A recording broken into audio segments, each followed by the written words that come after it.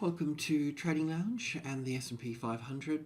I'd like to start with the daily chart, and we need to work through a few counts and then come up with strategy. So in this instance here, we're looking at this being a wave 4 here of primary degree, and then we're looking for 5 waves up as intermediate degree here, so intermediate of blue in brackets here.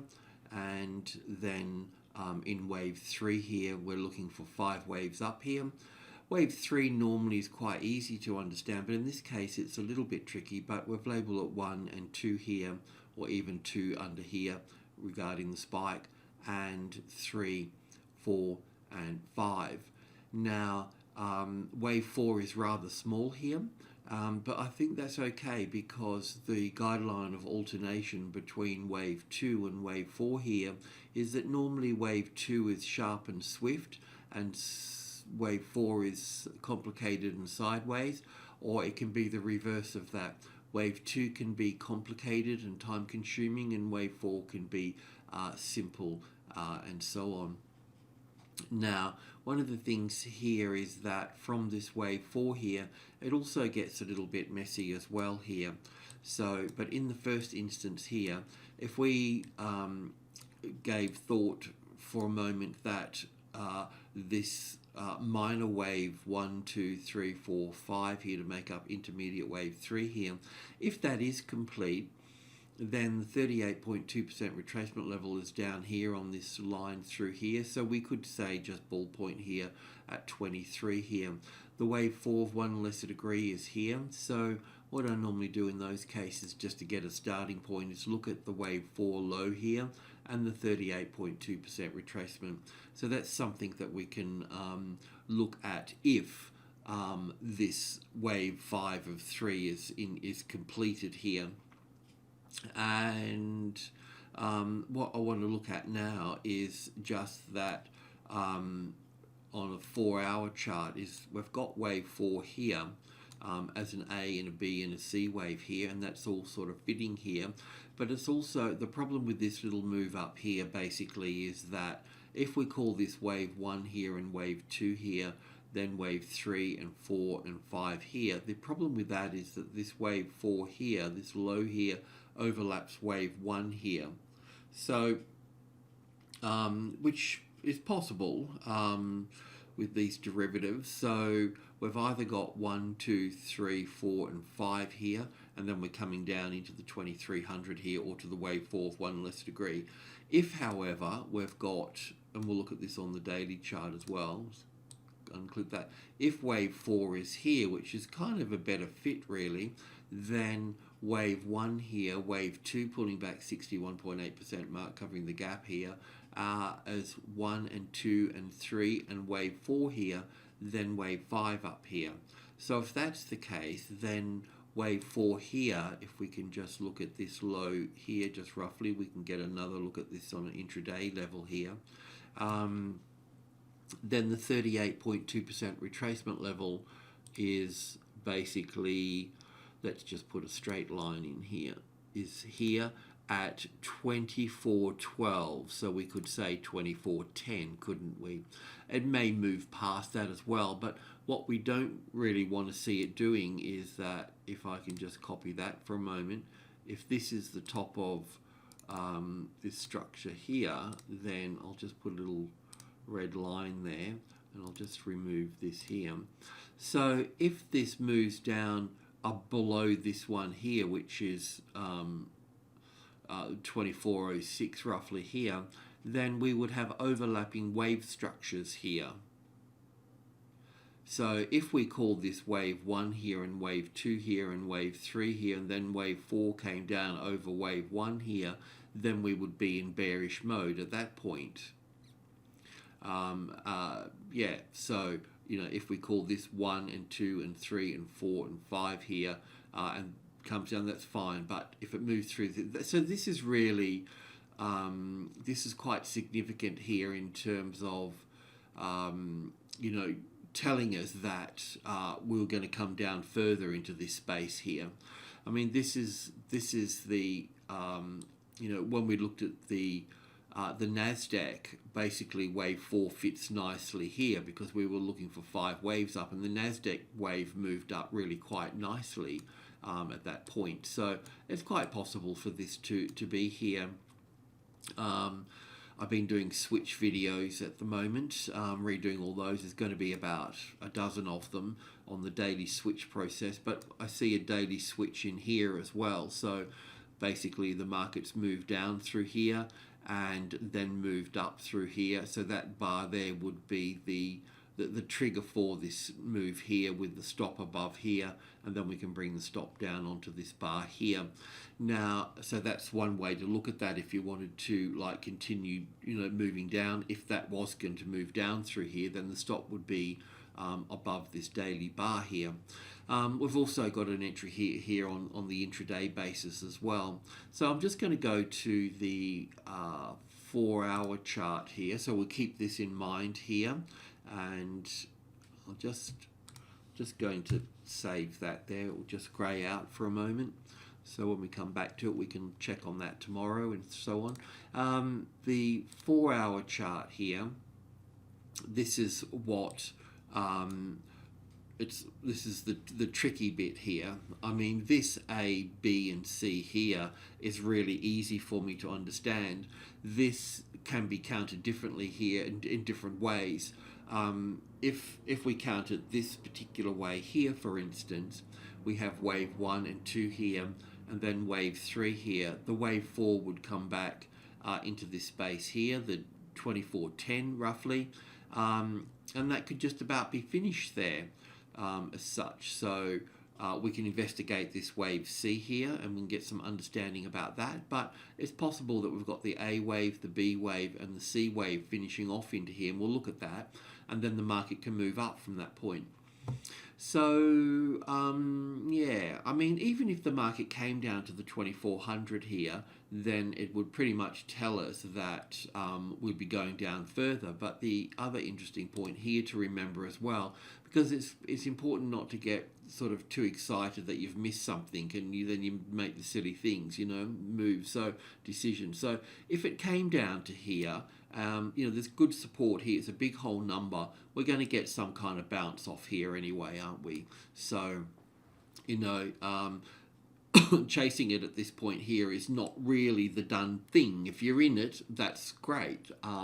It gives you more options. But to chase it at this point would only see it kick back to the 2420 anyway, before moving down further through here.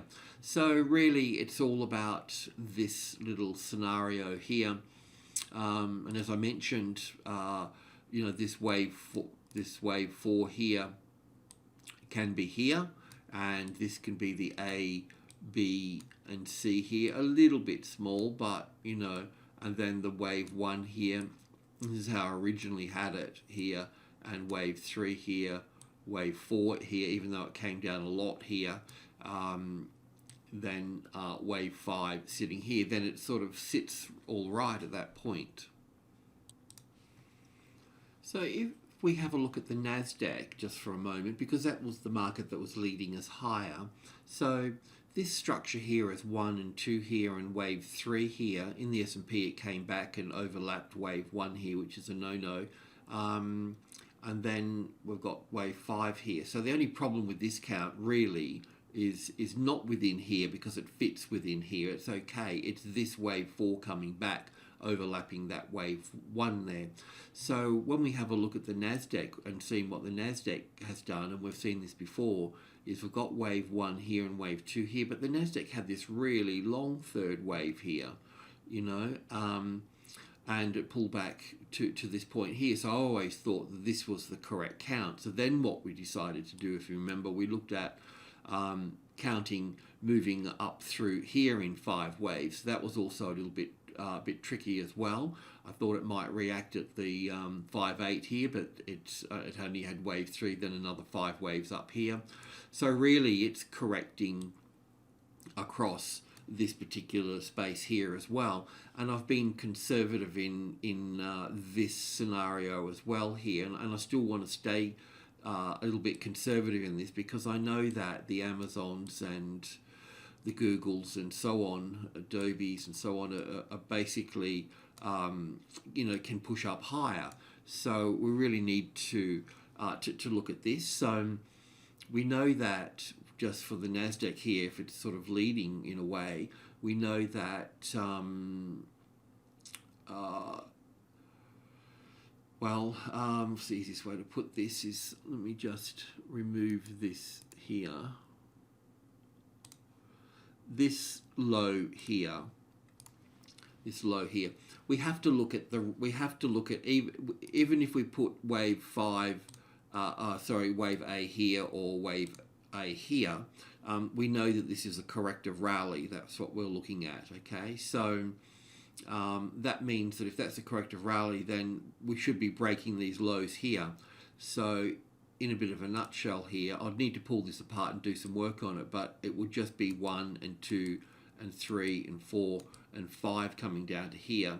So what I'm saying here is that I think that even though the markets could fall a lot deeper, let's just be a little bit careful about it. And the way that we can be careful about it is that because also too this here, if I copy this here, this could be wave 2 here, so I'll leave that there as well here, just because we could go a lot deeper here. But what I wanted to do here is just be a little bit careful, and once this 5 wave structure here is finished, then let's see, because we're going to get some sort of, we'll either get a move going up at that point, and that will be the end of it, it'll be an ABC correction, or we're going to get some sort of ABC correction here and then move down again. So what we need to do is we need to work out what's going to happen in this space here. Is it going to be corrective, and how do we get back into this, in terms of shorting and so on? So look, it looks like we've got wave 1 and 2 in here, we've got wave 3 here, so there's going to be a wave 4 bounce and a wave 5. So you can still hold short in these markets, but when it gets to this point here, we'll need to be a little bit mindful at that stage there. So let's just remind ourselves of that, okay? So coming back to the S&P 500 here, in this one here, we can assume that, we have to be careful when we do that as well. So we've got 2 counts. So first of all, we could be coming down to the 2300 area here, but we have to confirm that in certain ways. And one of them, is that if we are calling this wave 1 here, then we need to see this market move down and overlap that, and more so on the cash market than the futures market here. So we need to see that on the cash market. So that's one thing, and that's not such a big deal for us, because we know that if the market comes to the 2400 here, we're going to get a bounce off here, because the time that this comes down here in 5 waves, just like I mentioned on the Nasdaq there, we're going to be looking at that. So we need to know if we're going to get a small bounce and come back down, or we're going to get a larger bounce and go back up there. So if we look at this ABC pattern here on the tick chart here where we've been looking at it, now I've got it as wave 3 up here, but as you know, we can have that as wave 5 now as well, as such. So we really need to work out sort of where we're at with this at the moment, but that's okay, we'll leave that there. But we know that we've come down for the A wave here and a B wave back up to this point. I did get that a little bit wrong in here, but it wasn't far off, and certainly we're looking down here now as well. Now in this move down through here, I've pulled this apart on smaller tick charts and so on and so on. I think that we've got a very clear wave 1 here in 5 waves, not a problem. And then wave 2 here, not a problem here either, in that one there. I was looking at this as wave 3 coming down to here, and then wave 4 coming back, but it overlaps wave 1 over here, yeah? So I'm thinking to myself, well, that's not quite fitting right. It's probably better counting it like this here. So wave 1 here, wave 2 here. then wave 1 here, an A wave, a B wave, and a C wave for wave 2 here, and then 5 waves here, 1, 2, 3, 4, and 5 here for wave 3, then wave 4, and then wave 5, which is just these 5 waves down here are pretty much completed as well. It can make another new low here a little bit, but basically from wave 4 to wave 5 here, this is on 100 ticks. If you have a look on 5 ticks, you can count it. You might need to go to 10 ticks or 20 ticks to clean it up a little bit. I had to go 5 to pull it right apart a bit. So what we can be looking for here now is that would be looking for from wave 2 to this wave 3 here. When that completes, would be looking for a 38.2% retracement level. So this is 2429, so we'll gravitate towards the closest largest number, so 2430. So it's a retest of the top of group 1 here. So what we can expect is from the 20 here to go back to the 30 and then down to the 10 here. That's where we can have this completing here as an A wave, a B wave, and a C wave. So it can end at the 2410 here. If it gets to 24, then we start seeing the overlapping wave structures. But at the same time as well, as we just mentioned before, is that we need to see, we forget wave B and wave C here. If we get 5 waves down, which we will, we'll get 5 waves down here. Once we got the 5 waves down here, if I can just draw that over here, 1, 2, 3, 4, and 5 here. Once we get down this space here, we're going to have some sort of bounce here. So we're either going to get a bullish thing happening here, or we're going to get a corrective thing coming back up 40%, 60, 50%, but we need to work out if this is going to be corrective. If it is going to be corrective, then we need to work out a way to get back into it, onto the downside, and then basically the trade will be in some way or another from 2400 down close to 2300 here. So there's plenty of space to go, plenty of money to be made, but we just need to go step by step to get it right. We don't want to get fixed on something and then get it wrong. I also put, this is basically, we've been talking about shorting through here. So if you are short, that's great. Just expect bounces off the 20 and 30 here.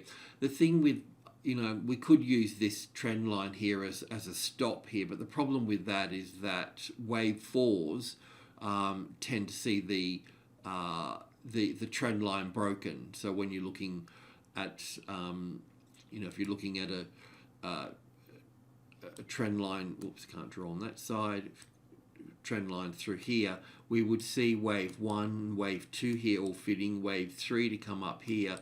Then it's common, well, it's not even common, we just expect wave 4 to break the trend line and to suck people in and then move off. So wave 4 breaks the trend line. So it may do it up high here with the wave 4 of 1 less degree, or it may do it out here somewhere. But that's, that's its thing.